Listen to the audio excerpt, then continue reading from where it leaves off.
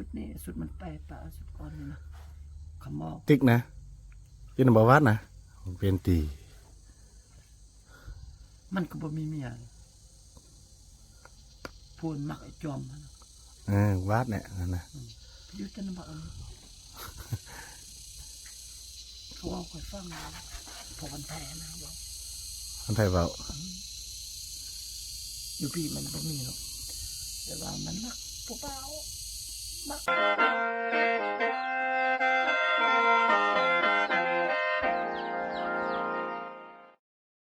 โอ้สบายอย่างผู้ชมมึงนะไม่เท่ามีเพิ่นพี่พ่อมว่าอาบน้ำมาเลยเนาะถังซ่อมเขาเลยเด้อ อินเดียเก่งเด้ ถ้ามีเนี่ย เก่ง ยังเอายกเอากันเนาะ เก่งเต้นอีกยังโอ้คัก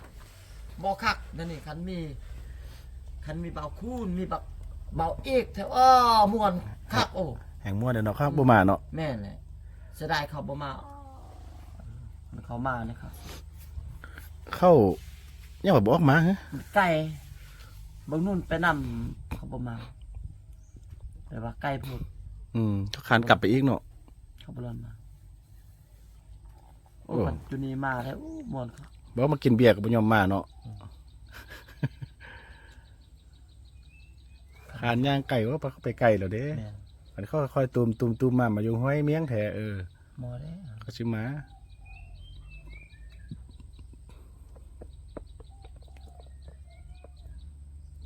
ดีแล้วอันใดก็สำเร็จไปหลายอันแล้วเด้มีแต่เบิ่งตึมอาหารกันกินเรานี่เด้ เมื่อกี้อันบอก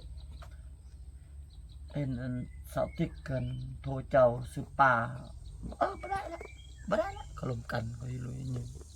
เห็นไส้ข่างอยู่พี่แล้วค่อยมาเห็นไส้อยู่เฮือนพี่แล้วอ้าวติดโทรศัพท์โทรเนี่ยอันไอ้เฟืองบอกว่าไอ้ซื้อป้ามาเนี่ย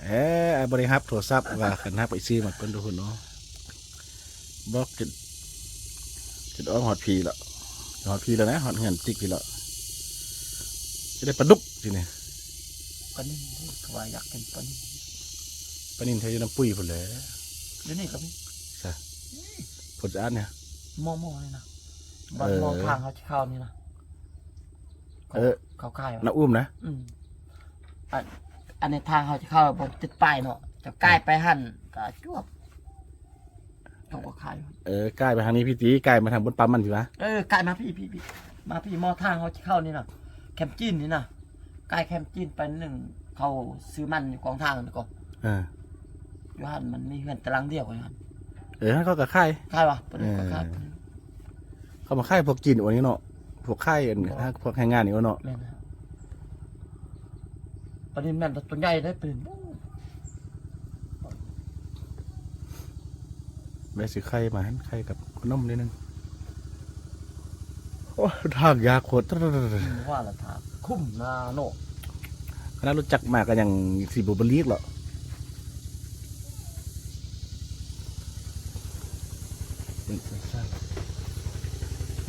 ว้าเห็นยัง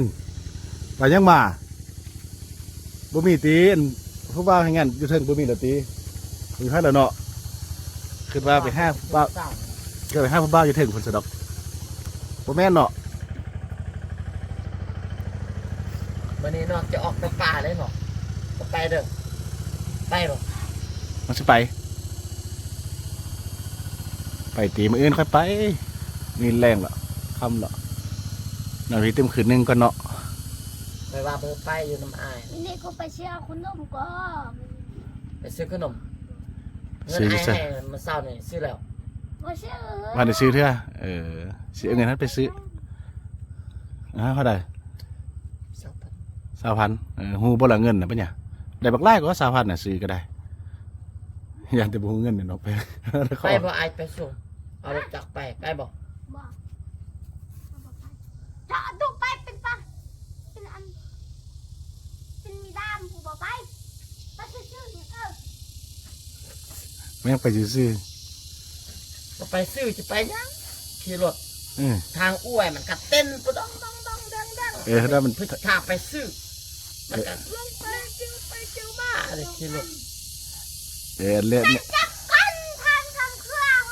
มันจับก้น แท้คุ เอาไปจับคนรถต้อง เจ็บกลน จับคน เจ็บกลนโอ้เราทางคุ้มเหมือนก็ตึกไปนะแล้วเจ็บกลน ก็เจ็บเดี๋ยวเนาะแนวทางคุ้มไล่ ทางวังหินทางคุ้มเน้นยังบางงามเองเนาะงาม งาม พอจองเนี่ยถามพอ เสียบก่อน เดี๋ยวไอ้เฟื่องจ้องเลยเด้อมุกไอ้เฟื่องจ้องเลยเด้อบรรยายก่อนบรรยายมาเด้อเป็นเมียไอ้เฟื่องเด้อบอกบรรยายก่อนอีกทีม3-4 ปีก่อนเนาะ ที่หน้าล่ะเอาเลยยังไว้ เอาบ่เอาไอ้เฟื่องบ่ ติดรถไป ไปใส่กับพาไปซื้อขนมอีก ติดขนมลูกข้าวนี่ประมาณ มึงไปซื้อน้ำไปเบิ้ อันนี้คือจะเป็น12 ปีแล้วเนาะ ได้แล้ว12 ปี จอมนี่ปี อี ห ไร น้านี่ก็จำเป็นออกกระแตะแล้วบนึงเขาก็แจะแหละจอมอันนี้คือกำเนี่ยนมมาจะเนื้อแล้ว ว้า เป็นหน้าเป็นเนื้อนี่แกะแล้ว น้องมุกกะใหญ่และเด้น้องจอมเขาใหญ่กว่าอืม งามคือแม่เลยงามคืออิลี่ อืม เขานี่แบบอิลี่ ไปเอง อืม ไอ้จอมนั่นตีศพเบอร์พุ่น เขินปลากระจับ อืม สุกกระจับ มักคันเคียนมักเอาเกลือไปเสียงตัวนี้ กินเอา เสียงผ้าเกือบน่ะ เฮ้ย อันนี้จะมาเสียงนี่ กูไป2 คนยังกูไปกินจับ ลงต้องสับนี่เอาเขาจับ คนเลย หางเขาเขียนแบน กินจับกูอยู่อ้า น้ำนี่ข้ามบ่ได้เนี่ย ญาติเออ น้องมุกข้ามน้ำได้บ่น้ำเล็กนี่ไปซื้อใส่ลูกไปซื้อใส่ไปซื้อขนมอยู่ใส่อยู่บ้านแคมป์จีนนี่มีเขาขายบ่ บ่ เลาะไปวู้ มันต้องย่างโกงผิวเนาะ หน่อย บ้านพ่อท่องน้อยพอแล้วจึงมีแคมป์จีนเขาบ่ขายเนาะ บ่มี กูสิไป2 คนยังกูไป เห็นผู้บ่าว ไปส่งบ่เอารถจักรไปส่งไปบ่ บ้าไม่ต้องไปมึง นี่ว่ามึงเหอะไอ้เฟื่องน่ะสำรุนพ่อพุ่นน่ะนะ โอ้ย่างเอาซะนะขับไปจักเก็บกลนะย่างเอาเนาะย่างเอาซะไปย่างไปย่างไปสักคนกันเลยเนี่ยก็เห็นผู้บ่าวแล้วก็แล่นเอาก็เห็นผู้เห็นเข้ามาหม้อน่ะแล่นบ่ต้องไปหม้อเข้าเกิดเขาเอิ้นใส่กันแล่นเอาแล่นที่จะเล่นมาบ้าน ไปเขาย่างไปบอกเขาเอารถไป เล่น เอา ลงวิไว้ แล่นนี่ปะเข้าเห็นบ่ขันยานผู้บ่าวจีนน่ะ อยากไปเสือขี้ยานเนี่ย กินจับเอา นี่ผู้บ่าวจีนจับเอาแล้วจับเอาเมียเฮ็ดเมียแล้วไปหม้อเข้าอ่ะบ่ต้องไปหม้อเขา กินจับเห็ดเมียโอ้เฮ้ย ไอ้ยงเด้ มาบ่ ไอ้ยงกันไปเขาจับไปทั่วอะไรยง ยานโอ้ ยานเนาะ ไอ้โยงไปป้าบ่ ไป ไป มืออื่น เอ๋ มืออื่นเลิกละสิ มีอะไรไปนี่ค่อยไปก็ได้ โอ้ไปอยู่เงี้ยมากจุป้าแท้ บ่อยู่หรอกบานนะเปรียบ แท เทียบ นพอวาดพอขิ้งแหละ กัน อะไร มักอยู่ป้าเนี่ยมักอยู่ป้าเด้ยงเนี่ยไอ้ยงอยู่ป้ากับอยู่บ้านลูกมักอยู่ใส่ อยู่เปล่า มักอยู่ป้าเนี่ย พักเดียว หาดิ คักดิ นี่ เย็นดี อยู่บ้านเป็นเด็ดนอน อยู่บ้าน หัว ไอ้วันเดนฮอนเจ็บหัวอ๋อ จะแม่นเขาเอาแท้เนาะ นั่นมันเรื่องอากาศที่พุ่นมีแต่ต้นไม้เด้อยู่บ้านเราแดดฮอนเจ็บหัวอยู่ป้าเราเย็นดีป้ามักอยู่ป้าซะนะ อยากกินหยังอะไรกินนะขอ อยากกินยังจะไตปูกิน ไตปูกิน ปลาไม่เอามันบักละลาย อิ่มเข้าบ่ อิ่ม ไอ้มันนั่นมันไม่เข้า กินมันคืออิ่มเอาเจ้าบ่ฮู้ กินมันก็อิ่ม อืม โอ้จะมักอยู่ป้าเนาะแสดงว่าเนาะผมบ่ยังมาอยู่บ้าน ลิงอยู่ป่า100%แล้วไอ้ย่องไง เนื้อมาจะได้แทนจูเขานี่ แทนเราคันซ้ำนะเป็นคือบ่คันเนี่ย เป็นแบบคือพระเอก แล้วรอบ่รออย่างปานนั้นอยู่ป่า ขนาดจู อยู่ป่าก็เป็นคนป่าคือเก่าแล้วยงไปเข้าเฮียนตั้งปีนึงแล้ว คันว่ามันเนื้อในมาเนี่ยมันไปอยู่ป่าจูเขาอีมุกอีจอมในอยู่ป่านี่ บ่ มัน แน่ เป็ แล้ว น เนาะ ผู้คุมแล้ว บักนู่นคันบักนู่นเนี่ยไปอยู่ป่าเนี่ยอีจอมเนี่ยสิเป็นเมียมันเลยคอยเบิ่งสิเป็นเมียมันแท้ เนี่ย ๆอีจอม เรียกเฮาเพิ่นไทยแล้วเด้ ดีแต่เข้าร้านนึงเด้ แต่มันยังมักไอ้ติ๊กแต่ไอ้ติ๊กบ่มักมันเนี่ยแบบมันไปทำตลอดไอ้ติ๊กไปเอา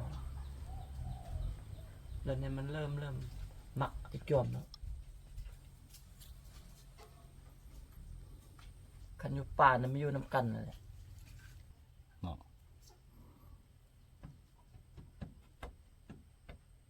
คือว่านี่อยู่ป่าเป็นบ่เป็นไผเป็นไผเด้มีเด้อมีแต่เฮานี่โอ้เสียเหลือ อ้าวข้อมันก็ยักกันไดเนาะอยู่แตป่าเด้ เขาคันอยู่ป่าเขาบ่ไล่ไปว่านี่บ่ไล่ไปว่าลูกมันยัง บ่เขาไล่แต่อันน่ะออกจากท้องเดียวกัน บ่ไล่เลยแหละรวมเลยนะ อ้าวคืออันนี้ยงนี่นะออกแม่เดียวกันก็บ่นั้นบ่เอากันพวกนี้นะ เฮาเบิ่งตอนนั้นน่ะรวมเลยบ่แม่ฮู้ลูกหยัง เดี๋ยวนี้ก็ฮู้แล้วเด้ แต่นี่ยันเขาจะเป็น ตะกี้เทเป็นสิ มันคือไอ้จอมคืออันบักนู่นกับไอ้จอมแท้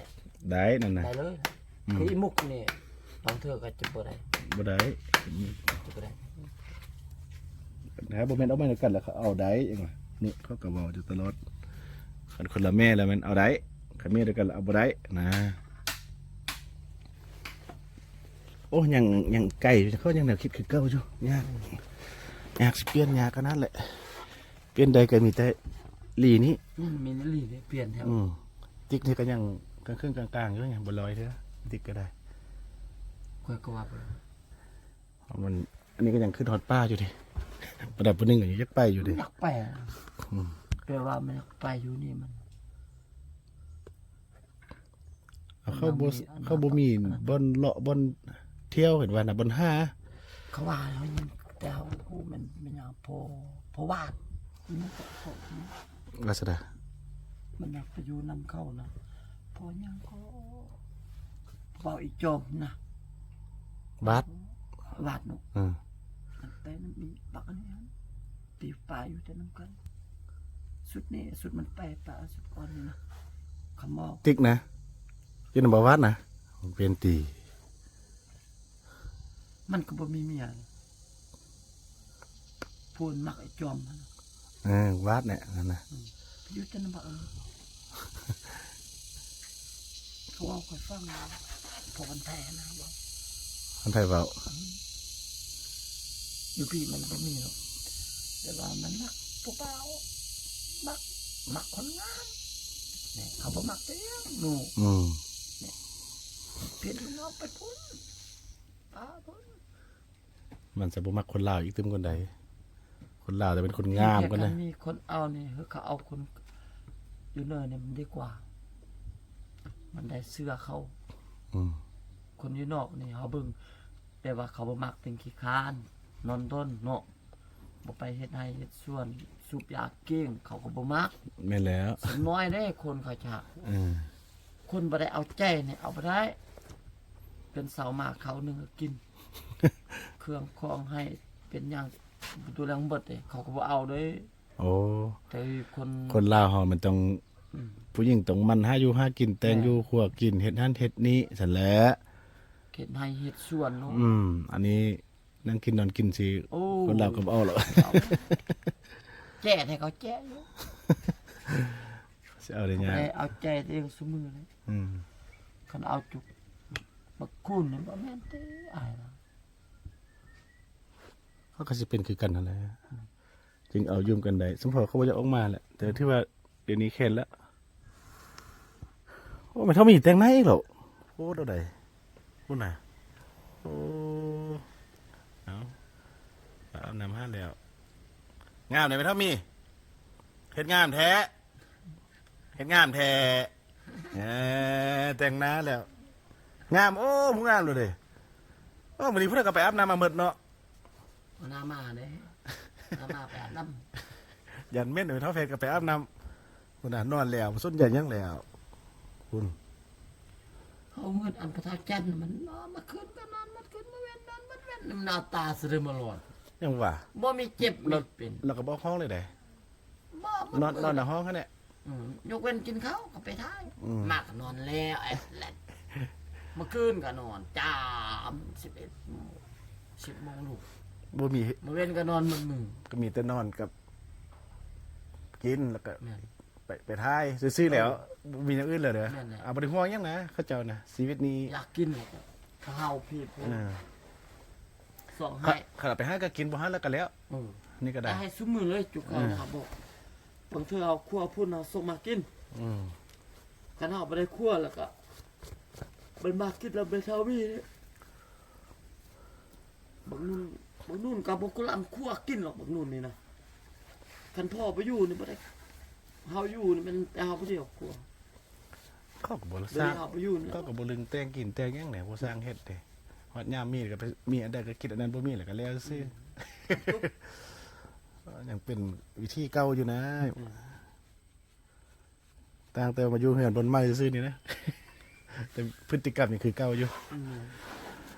อืม เขาเจ้านี่ยัง นอน ยัง แหละ ยังยากยังใช้เวลาด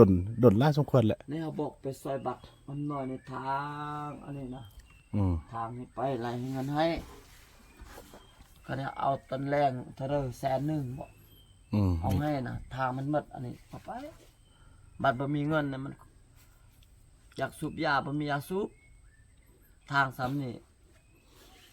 อยากเห็ด เขาบ่ลึง น้อง เฮ็ด ไปนำไปให้ก็กันค่อยบ่บอกบ้าเดี๋ยวมันมึงถ้าเอาให้เงินน่ะมันเป็นลูกเนาะ อืม ลูกกินเหล้ากินเบียร์ บอกทางนี้ก็บ่ทางน้ำนุ่นนะ มาทาง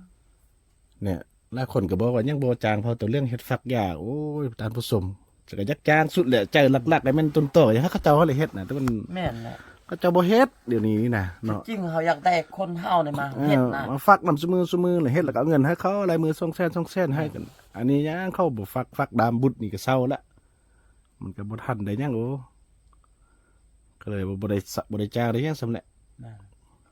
จิตใจนะเขาอยากเอาคนเฮานี่ อ่า แบบว่าคนนอกแดนออกผสมกันเลยเนาะแบบว่า ให้เขาได้เงินมีเงิน ระบียบมีเงินจ่าย อืม มีซื้ออยาก ซื้อหยังก็ซื้อ ปลาดุกบ่อยาก อืม สูบยาบ่ตึกเขาเฮ็ดบ่ได้ ย้อมนี่ก็ได้ไว้เบิ่งแล้วเฮ็ดก็เฮ็ดดามน้อยเดียวแล้วก็เซา น้อย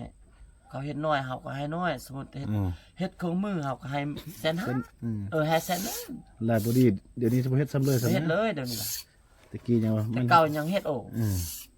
โอ้แต่เก่าไม่เท่ามีก็ไปเฮ็ดเราก็ได้มื้อละ150,000เฮ็ดเครื่องมือก็ไล่ตามเครื่องมือเฮ็ดเต็มมือก็ให้เต็มมือเลย อันนี้บอกไปก็บ่ไปเฮ็ดเด้เนาะ นั่นน่ะแต่นี่บ่เฮ็ดเลย ก็เลยว่าย่าไปซะเนาะ ขนาบเขาบ่ได้ขนาบยานเขาเครียด เอาล่าก็เขาสิเครียดแต่ทางสิเอาเงินหาได้ทางสิเบิ่นใส่ลาได้ใส่เอาเงินหาต่อเด้เนาะ เอาไว้แหละ โอ้ยว่ากันไปทุกคนอย่างที่ไทยว่ากันเบิ่งก็เป็นตัวยากอยู่เปลี่ยนเข้าเจ้าแต่ว่าพยายามเปลี่ยนไปให้แหละได้สำเร็จเอาสำนักบ่ได้แล้วก็ไปตามวิธีของเข้าเจ้าคือเก่าอยู่ไปก็เลี้ยงไปใช่ไหมเดี๋ยวอยืมกันแล้วเด้ ตัวเองแหละเบิ่งมันยังนำบ่มีก็ได้ไปติดแล้วจักให้เข้า บ่มีเข้าก็ได้ไปซื้อ ต้องซื้อ เอ้บ่ให้เข้า อยากจะไปแกงขี้กับเขานะ ขายแต่อันเดียวบ่ได้เป็นลางกลซื่อๆเนาะ แม่นแหละแนวอื่นมันตัวเองพัดมาคิดมาทางหญ้าแคมนี่แม่ก็ยังบ่ทางนะแต่ยังรอบตัวเองซองไอ้น้องจางเข้ามาทางมันเป็น บอกว่าอนามัยกวด เออ นี่ก็ลองเบิ่งก่อนนะเนี่ยบอกอีก เพื่อ ติ นเพื่อนมันนี่ก็ยังเฮ็ดบ่ได้โอ้สำบายเขา ลูกเทวดา เนี่ยว่าอันเข้าเจ้าก็ว่าหลายคนคอมเมนต์นะความสบายที่สุดก็เป็นพี่น้องพ่อตรงเรื่องนี่แหละ แม่นแหละ มันกับติบ่ได้เขาเจ้าบ่ได้คิดหยังน่ะบ่คิดจักใดบ่คิดจักดีบ่คิดจักมีบ่คิดจัก คือว่า ทั้งหมดทั้งนั้นนะ อยากบ่ต้องการอีหยัง กันให้ก็เอาบ่ให้แล้วก็แล้ว แม่ ซื่อๆนะมันจะมายืนค่อยๆก็เอาบ่ยืนให้ค่อยก็อยู่ซื่อ บ่สนใจ ๆส้นนะคิดยากนำอยู่พฤติกรรมแต่ว่าโอ้ยยามัน บ่ว่าพ่อเฒ่าแม่เฒ่าเนาะผู้อันนั้นเนาะบ่คืออันน่ะสาวติ๊กบ่คือเด็กน้อยจุนี่อยากเป็นเด็กน้อยวัยรุ่นบ่ว่าอีหลีนี่อีหลีบ่มันก็มันลูกเนาะ อืม ไปหาหน่อมาต้มกินแหม่บ่มีหยังกินก็เอาหน่อมาต้มกิน อืม นึ่งข้าวกินข้าวอยู่หั่นก็ยังบ่กล้าสมัครมานึ่งกินล่ะ ยังยากก็ยังไปบอกดีบ่ดีบ่ได้กิน คันบ่บอกสบเฮ็ดซะเนาะ มีแต่เต้งเฮ็ด คันบอกได้จะว่าเมื่อย มีแต่เฮ็ดให้เขากินคันกินอิ่มแล้วก็เบิ่งหน้าจบ มีบับอีกก็คู่กรรมคู่เวรต่อกัน แม่นแหละ จะมาเจอเขานี่ก็เป็นคู่กรรมคู่เวร คันไปจับเข้าก็ว่าจับพี่